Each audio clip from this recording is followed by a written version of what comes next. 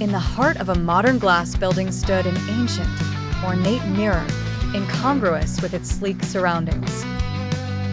Every night, Amara, a diligent student residing within its walls, found herself inexplicably drawn to it. Though she'd never been fond of dancing, upon approaching the mirror at night, her reflection would pirouette and sway, its movements not her own. By day, Amara buried herself in her books, unaffected by the previous encounters. But as evening shadows crept, the allure of the mirror pulled her in. She'd watch in mingled horror and fascination as her reflection danced with a grace and freedom she'd never possessed.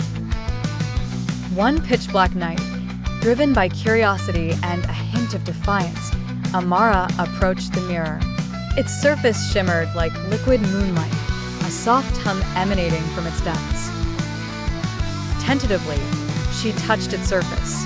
At once, the cold glass turned warm and malleable, and her fingertips sank into it as though into shallow water. Suddenly, with a forceful tug, Amara felt herself pulled forward. The room twisted around her, and she stumbled, finding herself on the other side of the glass. The lighting was muted, ethereal. She stood in a mirrored realm, where shadows danced independently and reflected faces whispered in silence. Desperate, Amara touched the mirror's surface from the inside, hoping to step back into her world. But her hands met unyielding glass, no longer pliant. Panic set in as she realized she was trapped, a mere reflection in her own life. Time passed strangely in the mirrored realm.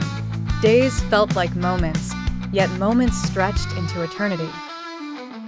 Amara's reflection in the real world continued its nightly dance, unervingly perfect, while she screamed in silence. Amara's once familiar world moved on without her. Friends and family continued their lives, oblivious to her plight. Meanwhile, the reflection thrived, subtly influencing her world, molding her life into something unrecognizable.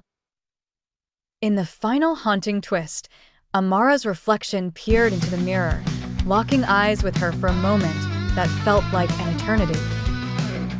It smiled, a knowing, ominous smile, and continued its dance, eternally free on the other side of the glass. Amara, now the captive audience, could do nothing but watch.